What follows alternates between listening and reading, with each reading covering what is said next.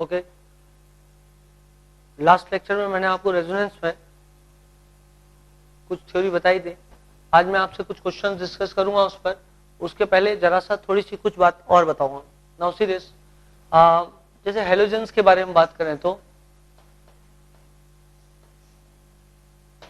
Halogens मतलब fluorine, chlorine, bromine, iodine. Halogens को यदि बेंजीन रिंग के साथ में हम देखें तो हेलोजेंस की इलेक्ट्रोनेगेटिविटी रिलेटिवली थोड़ा हाई होती है। जैसे क्लोरीन यहां ले लो तो क्लोरीन में प्लस एम इफेक्ट क्लोरीन को दिखाना चाहिए, क्योंकि यहां 3 लोन पेयर है और लोन पेयर यदि रिंग के अंदर जम करता है तो this is plus M effect. But Cl sigma bond के थ्रू इलेक्ट्रॉन डेंसिटी को बाहर निकालेगा, this is minus I effect.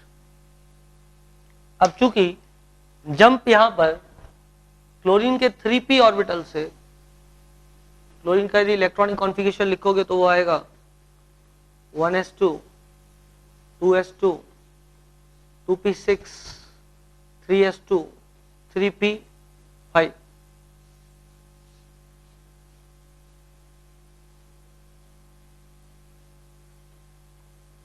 Chlorine ने एक बॉन्ड बनाया हुआ है, इसका मतलब ये इलेक्ट्रॉन इसका शेयर हो गया, ये बचे 2 lone pair. Rather there are 3 lone pairs. एक लोन पेयर 3sp रहेगा, क्योंकि लोन पेयर का मतलब होता है आउटर मोस्ट शेल के वो इलेक्ट्रॉन्स जो बॉन्डिंग में पार्टिसिपेट ना करें और पेयर के रूप में रहें। तो 3sp लोन पेयर में आ जाएगा और 3p के 2 ये भी 2 लोन पेयर में आ जाएंगे। ये वाला इलेक्ट्रॉन शेयर हो गया है तो इसने ये सिग्मा बॉन्ड बना लिया। तो कहने का मतलब ये है कि जो इलेक्ट्रॉन जाएगा वो 3p से ट्रांसफर होगा, 3p से ट्रांसफर होगा इनटू द, जब ये रेजोनेंस में जाएगा इधर से इधर तो प्योर p ऑर्बिटल पार्टिसिपेट करते हैं, तो ये इधर से इधर जंप करेगा तो 3p से इलेक्ट्रॉन जाएगा इधर 2p में।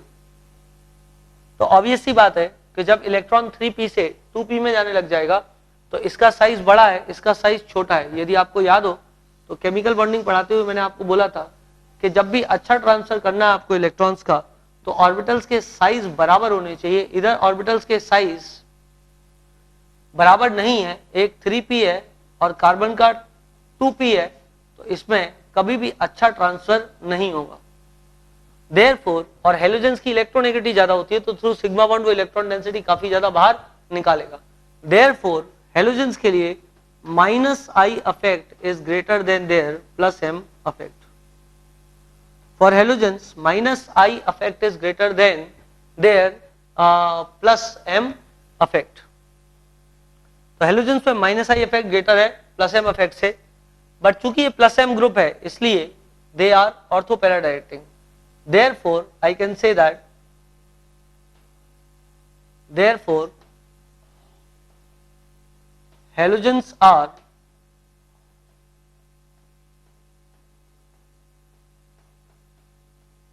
Ortho para directing. Halogens are ortho para directing. Halogen ortho para directing होते हैं, but since their minus I is greater than plus M, they are deactivating group. They are deactivating group. Deactivating मतलब benzene ring को deactivate करेगा, electron density effectively घटाएगा। Plus M से electron density अंदर जाने देता, जिसकी वजह से इलेक्ट्रॉन डेंसिटी बढ़ती, मतलब उसका एक्टिवेटिंग इफेक्ट आता।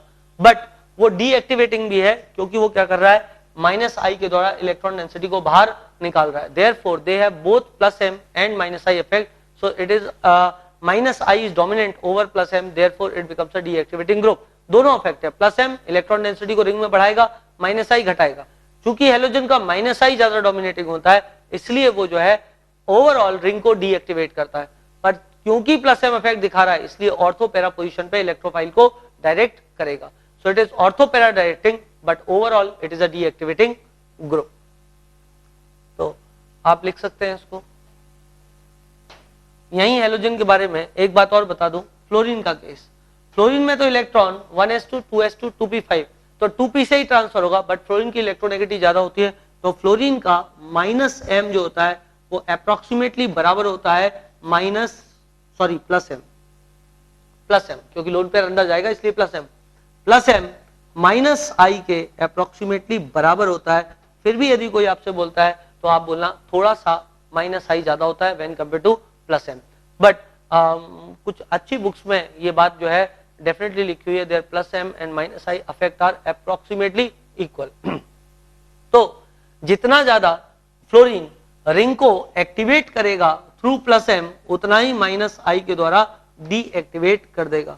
यदि यहाँ फ्लोरीन लगा हुआ है तो फ्लोरीन जितना ज्यादा रिंग को एक्टिवेट करेगा थ्रू प्लस m उतना ही ज्यादा वो डीएक्टिवेट कर देगा थ्रू माइनस आई। यदि क्लोरीन की बात करें तो क्लोरीन ब्रोमीन आयोडीन इतना ज्यादा एक्टिवेट नहीं करेंगे थ्रू प्लस m जितना ज्यादा डीएक्टिवेट कर देंगे थ्रू माइनस आई। इसका मतलब यदि इलेक्ट्रोफाइल आया तो इलेक्ट्रोफाइल इस रिंग पे ज्यादा तेजी से अटैक करेगा when compare to this ring, क्योंकि फ्लोरीन में जितना एक्टिवेशन हुआ उतना ही डीएक्टिवेशन हुआ, मतलब बेंजीन रिंग के समान एक्टिविटी बनी रहेगी, जबकि क्लोरोबेंजीन में एक्टिविटी बेंजीन रिंग से ज्यादा कम हो जाएगी। इसका मतलब जितना एक्टिवेशन नहीं होगा उससे ज्यादा डीएक्टिवेशन हो जाएगा। Therefore if you see here the chlorobenzene has a deactivating effect, chlorobenzene will have approximately neither deactivating nor activating effect। फिर भी यदि कोई पूछता है तो you can say that it is slightly deactivating effect। So you can write this theory, उसके बाद मैं आपसे क्वेश्चन डिस्कस करूंगा कुछ। Now I will discuss few questions with you।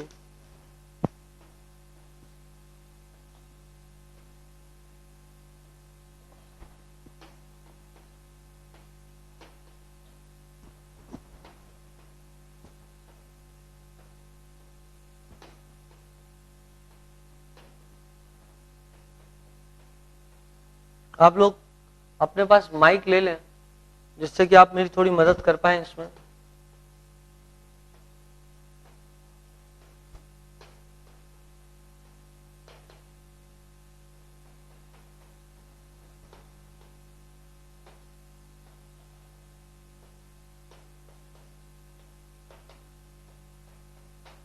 कोई भी होशियार बच्चा जो इसमें इफेक्ट्स बताना चाह रहा हो कि कौन कौन से इफेक्ट लग रहे हैं, जैसे कि यहाँ पे कोई इफेक्ट नहीं लग रहा है क्योंकि सिर्फ मैं कार्बोकेटाइन की स्टेबिलिटी देख रहा हूँ, CS2 प्लस है। यहाँ पर कोई बच्चा बताना चाह रहा हो कि यहाँ पे कौन सा इफेक्ट लग रहा है, मैं देख रहा हूँ कार्बोकेटाइन की स्टेबिलिटी। यदि आप जल्दी बताएं तो ज्यादा अच्छा रहेगा। NO2 का कौन सा इफेक्ट आ रहा होगा यहाँ पे, क्योंकि कार्बोकेटाइन की स्टेबिलिटी देख रहे हो तो इसको तो भूल जाओ, इस पर इस ग्रुप का क्या असर है वो देखना है, और पूरे ग्रुप का असर भी नहीं देखना है क्योंकि बेंजीन रिंग तो सब में कॉमन है। तो इसका मतलब हमको किसका असर देखना पड़ेगा, NO2 का, CS3 का और Cl का। तो आप बताएं कार्बोकेटाइन की स्टेबिलिटी को किस तरीके से अफेक्ट करेगा, NO2 बढ़ाएगा या घटाएगा, कौन सा अफेक्ट होगा NO2 का यहाँ पर, क्यों घटाएगा, कौन सा अफेक्ट, इलेक्ट्रॉन डेंसिटी अपनी ओर विड्रॉ करेगा, कौन सा अफेक्ट बेटा, minus M effect, that is absolutely correct, minus M effect. आपको पता है NO2 जो है वो माइनस एम ग्रुप होता है, तो ये इधर इलेक्ट्रॉन डेंसिटी खींचेगा, इस पे पॉजिटिव चार्ज आएगा। ऑब्वियस सी बात है कि जैसे ही इस पे पॉजिटिव चार्ज आया वो इसको अपनी ओर विड्रॉ करेगा, इधर पॉजिटिव चार्ज आएगा वो इसको अपनी ओर विड्रॉ करेगा और फाइनली पॉजिटिव चार्ज इधर आ जाएगा। पॉजिटिव पॉजिटिव के सामने है तो ऑब्वियसली अनस्टेबिलिटी आएगी। Therefore NO2 works as a minus M group. यहां पर यदि आप बता पाए ये कौन सा ग्रुप है, CS3, ये स्टेबलाइज करेगा या डीस्टेबलाइज करेगा, स्टेबलाइज करेगा है ना, स्टेबलाइज करेगा, यही बोला है ना। अच्छा कौन सा इफेक्ट है यहाँ पे, प्लस आई के अलावा कोई इफेक्ट, सोचो कोई और बच्चा जो सोचना चाहे, प्लस आई के अलावा कोई इफेक्ट दिखाई दे रहा है, yes that is correct, plus H effect, क्योंकि बेटा प्लस आई इफेक्ट उतना डोमिनेटिंग नहीं होता है जितना इफेक्ट डोमिनेटिंग होता है hyper conjugation. Plus I effect में सिर्फ डिस्प्लेसमेंट ऑफ इलेक्ट्रॉन होता है, इलेक्ट्रॉन हल्के से डिस्प्लेस हो जाते हैं, जबकि एम इफेक्ट में डीलोकलाइजेशन ऑफ इलेक्ट्रॉन होता है, इलेक्ट्रॉन डेंसिटी कंप्लीटली डीलोकलाइज होती है। तो obviously hyperconjugation is much bigger effect when compared to the I effect. तो कार्बोकेटाइन की यदि स्टेबिलिटी एक्सप्लेन करनी है तो better reason to explain the carbocation stability is hyperconjugation rather than inductive effect. तो यहाँ क्या होगा, यहां पर भी ये कल आपने डायग्राम्स बनाए थे इसके, ये इधर से इधर ब्रेक होगा, ये इधर से इधर ब्रेक होगा, तो यहाँ नेगेटिव चार्ज आएगा, फिर ये इधर से इधर जंप करेगा, ये इधर से इधर, इधर नेगेटिव चार्ज आएगा, नेगेटिव चार्ज पॉजिटिव चार्ज को स्टेबलाइज कर देगा, therefore it is plus H effect. Last question में बताएंगे कौन सा इफेक्ट लगेगा।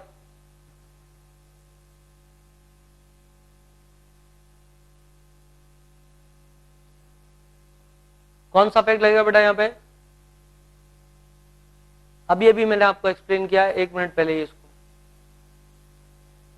देखें Cl जो है वो जितना प्लस एम नहीं दिखाता उससे ज्यादा माइनस आई दिखाता है, therefore its more dominating effect is minus I.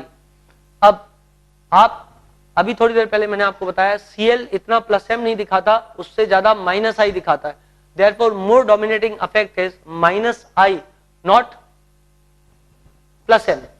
अब आप देखो माइनस ग्रुप्स जो हैं वो पॉजिटिव चार्ज की स्टेबिलिटी को घटाते हैं, प्लस ग्रुप बढ़ाते हैं। यहां पर ना बढ़ाने वाला है ना घटाने वाला है, यहां पर बढ़ाने वाला है, इन दोनों में घटाने वाला है, पर NO2 माइनस एम ग्रुप है, ये माइनस आई है। Minus M is much powerful group than minus I group. तो चूंकि माइनस एम इफेक्ट बहुत ज्यादा होता है when compare to minus I effect, therefore यहां पे अनस्टेबिलिटी सबसे ज्यादा आएगी और यहां पे कंपेरेटिवली थोड़ी कम आएगी, देयरफॉर इसका आंसर हो जाएगा B greater than A greater than D greater than, okay sorry B लिख दिया मैंने, सी सबसे ज्यादा स्टेबल ये है, उसके बाद में स्टेबल ये वाला स्ट्रक्चर है, तो सी ग्रेटर देन ए, उसके बाद में डी, उसके बाद में बी, तो ये हो गया स्टेबिलिटी का order. This is the order of stability, note it down. Now C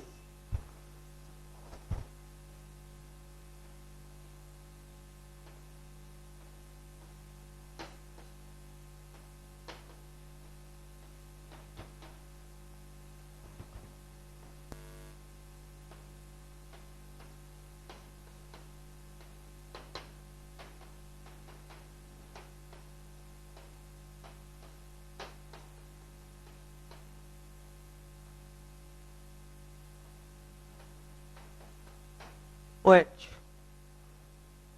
then इधर यदि आप देखेंगे तो OH कौन सा इफेक्ट दिखाएगा यहाँ पे? ऑब्वियसली O पे लोन पेयर है, it will show plus M effect, और ऑर्थो पोजीशन से प्लस एम इफेक्ट आता है तो ऑब्वियसली हो जाएगा प्लस एम। यदि आप यहां पर देखें तो पैरा पोजीशन पर है, तो पैरा पोजीशन से ये इधर से इधर जाएगा तो ऑब्वियसली एक बार फिर से आएगा प्लस एम। यदि यहां देखो तो ये मेटा पोजीशन पर है और मेटा पोजीशन से एम इफेक्ट लगता नहीं है, इसलिए OH का लगेगा माइनस आई इफेक्ट, क्योंकि oxygen is more electronegative than hydrogen, तो माइनस आई इफेक्ट आएगा। अब यदि आप देखो यहां पर तो ये प्लस एम है और ये प्लस एम है, दोनों स्टेबिलिटी दे रहे हैं, but plus M effect is not distance dependent. इसका मतलब जो असर इधर से आ रहा है वही असर इधर से आ रहा है, मतलब जितना स्टेबलाइजेशन पैरा पोजीशन से आ रहा है उतना ही स्टेबलाइजेशन ऑर्थो पोजीशन से आ रहा है। मतलब अब ये समझना पड़ेगा कि इनका प्लस एम इफेक्ट दोनों का बराबर हो चुका है, तो अब किस आधार पे कंपेयर करें? तो अब कंपेयर करने का आधार है माइनस आई। अब इसका आप देखो माइनस आई इफेक्ट, तो इसका देखा माइनस आई और इसका भी देखा माइनस आई, बट इस दोनों का माइनस आई देखने से पहले एक बात समझ लो कि ये वाला जो है ये तो सबसे कम स्टेबल है, क्योंकि प्लस एम इफेक्ट स्टेबलाइज करेगा बहुत ज्यादा, माइनस आई डिस्टेबलाइज करेगा, पर उतना डिस्टेबलाइज नहीं करेगा जितना कि प्लस एम स्टेबलाइज कर देगा। देयरफॉर माइनस आई तो सिर्फ यहाँ पे डिस्टेबलाइज कर रहा है, यहाँ स्टेबलाइज कोई नहीं कर रहा है, देयरफॉर बी तो सबसे कम स्टेबल कार्बोकेटाइन है। अब बचा ए और बचा सी।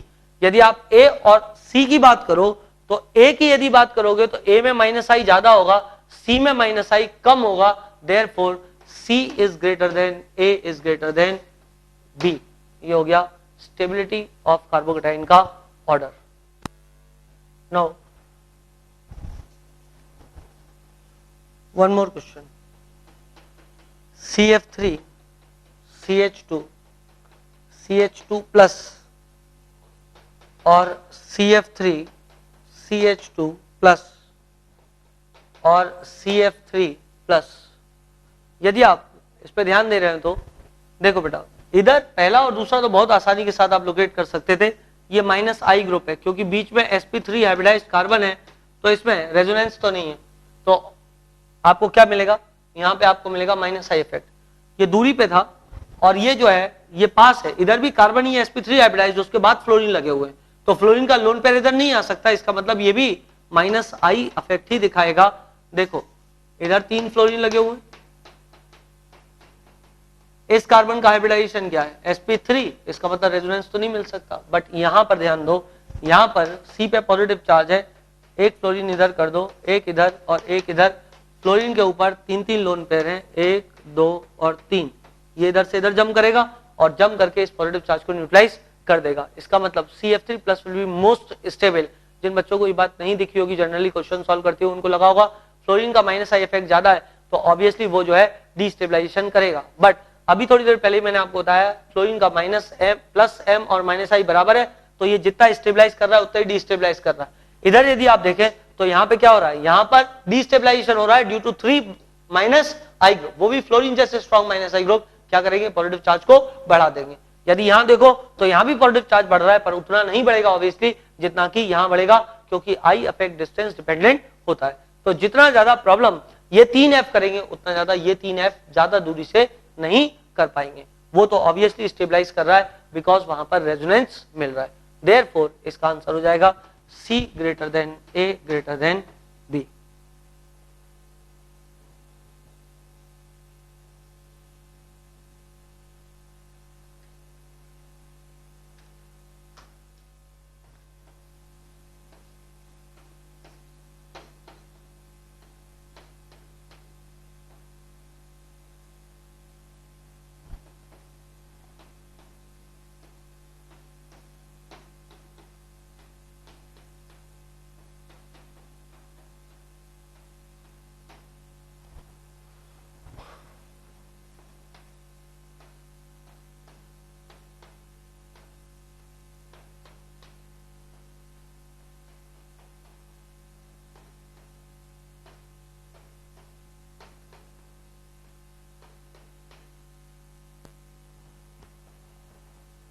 Okay, now see this question.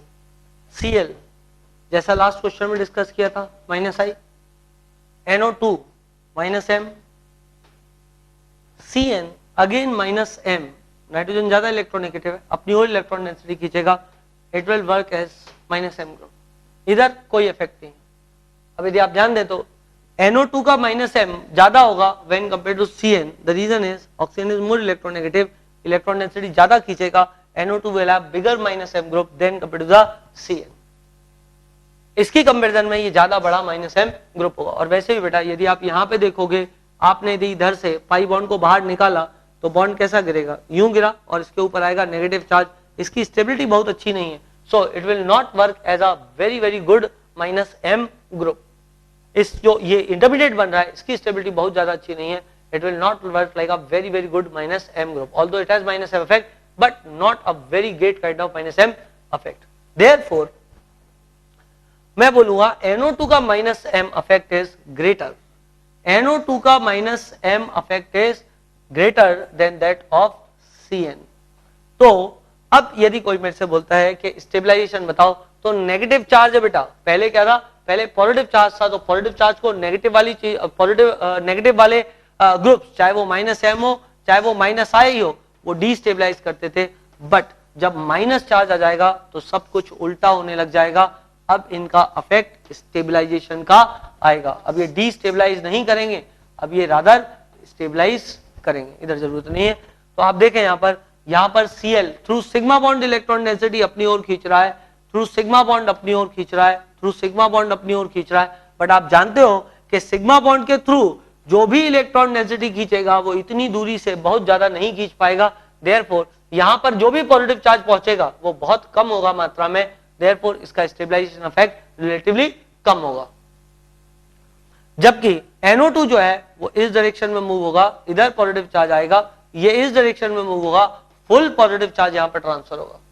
Cn में भी ऐसा ही होगा, बट Cn में ऑब्वियसली ये इफेक्ट कमजोर होगा एज कंपेयर टू NO2, इधर कोई इफेक्ट नहीं है। और हम देखें तो तीनों माइनस ग्रुप्स हैं, ये भी माइनस आई, ये भी माइनस एम और ये भी माइनस एम, इसका मतलब तीनों का स्टेबलाइजेशन इफेक्ट आ रहा है। फोर्थ वाला लीस्ट स्टेबल हो जाएगा, सबसे ज्यादा इफेक्ट इधर है तो ये मोस्ट स्टेबल है, उसके बाद इधर है, उसके बाद इधर है, तो इसका मतलब इसका आंसर हो जाएगा B greater than C greater than A greater than D. So this is the answer of this question and with explanation. Now I will take on next question.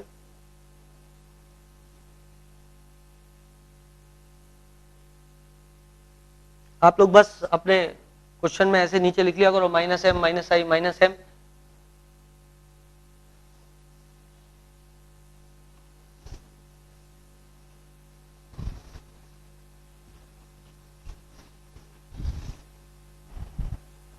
Now I discuss one more question. CH2 CHO negative charge, ये relatively काफी आसान question है। CH2 negative charge CH3, इधर plus I effect लग रहा है तो obviously negative charge destabilise हो रहा होगा और ये रेजोनेंस स्टेबलाइज है तो ऑब्वियसली यहाँ पे स्टेबिलिटी ज्यादा होगी, therefore this is more stable when compare to this one. तो ये आसान क्वेश्चन था एक्चुअली। पहला वाला स्ट्रक्चर SBR है, स्टेबलाइज बाय रेजोनेंस है, और सेकंड वाला प्लस आई इफेक्ट लग रहा है जिसकी वजह से नेगेटिव चार्ज डीस्टेबलाइज हो जाएगा। एक और क्वेश्चन यदि हम देखें तो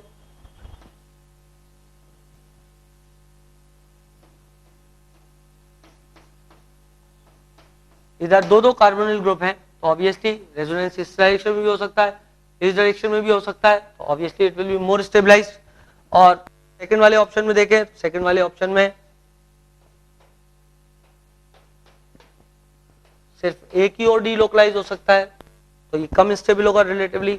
और लास्ट में जो है ये sp3 हाइब्रिडाइज्ड कार्बन है जिसपे ये नेगेटिव चार्ज लगा हुआ है और नेगेटिव चार्ज किसी डायरेक्शन में मूव नहीं हो सकता है तो ऑब्वियस सी बात है लीस्ट स्टेबिलिटी जो है वो थर्ड स्ट्रक्चर की होगी। So most stable first then second and then third structure, क्योंकि यहाँ पे दो कार्बोनिल ग्रुप लगे तो यहाँ पे आपको एक्सटेंडेड रेजोनेंस मिलेगा, यहाँ से लेकर के यहाँ तक इस पूरे एरिया में रेजोनेंस मिलेगा, जबकि यहाँ पे इन तीन एटम्स पे रेजोनेंस मिलेगा, वहां पे रेजोनेंस एब्सेंट है। So more the extension of resonance more the stability of the structures.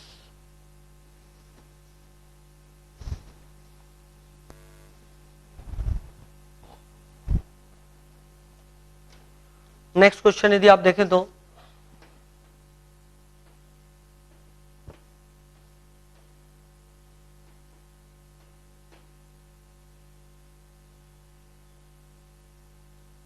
एक स्ट्रक्चर ये है,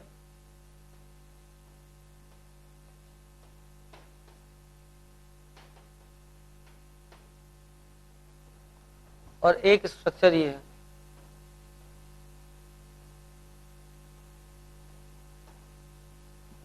स्टेबिलिटी देखें किसकी ज्यादा किसकी कम।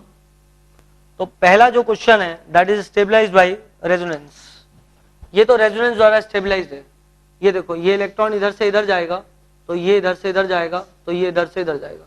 जब भी रेडिकल बनता है तो होमोलिटिक फिजन्स होते हैं, तो ये टूटा यहां से यहाँ, ये इधर से इधर और ये ऊपर से नीचे ब्रेक होगा तो स्ट्रक्चर कैसा बन जाएगा। आप याद करो हाइपर कॉन्जुगेशन, जहां आपने इस टाइप के स्ट्रक्चर बनाए थे, यहाँ पे एक इलेक्ट्रॉन आ जाएगा, ये यूं और ये यूं। अब अगेन होमोलिटिक फिजन होगा, ये इधर से इधर ब्रेक होगा, ये इधर से इधर और ये इधर से इधर ब्रेक हो जाएगा। उस केस में आपके पास जो स्ट्रक्चर बनेगा that structure will look somewhat like this, ऐसा ऐसा और CH2। अगेन यहां से यहां ब्रेक हुआ, ये यहां से यहां ब्रेक हुआ, ये यहां से यहां ब्रेक हो जाएगा। The structure which will have will look somewhat like this.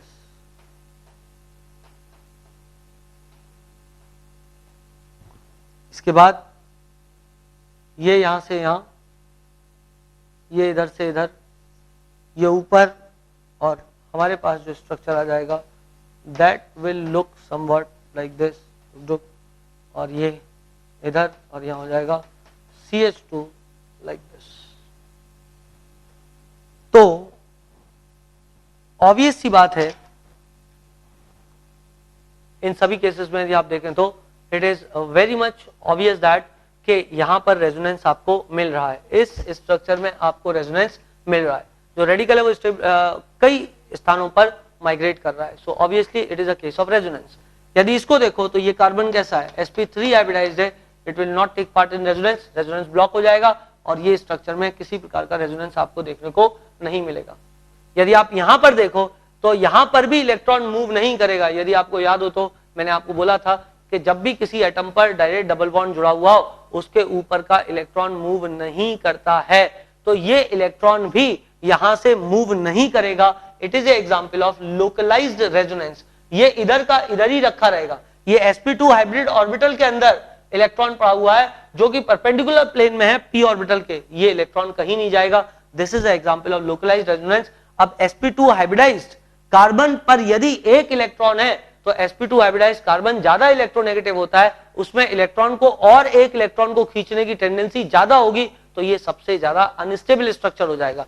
यदि आप इसको कंपेयर करें इससे तो ये बेटा ये कार्बन लेस इलेक्ट्रोनेगेटिव कार्बन है, जबकि ये कार्बन मोर इलेक्ट्रोनेगेटिव कार्बन है। मोर इलेक्ट्रोनेगेटिव कार्बन को जब एक इलेक्ट्रॉन की जरूरत होगी तो वो इलेक्ट्रॉन ज्यादा अपनी ओर खींचेगा, जिसकी वजह से इसकी स्टेबिलिटी कम होगी। ये रिलेटिवली कम इलेक्ट्रॉन अपनी ओर खींचेगा, इसकी स्टेबिलिटी रिलेटिवली थोड़ी सी ज्यादा होगी।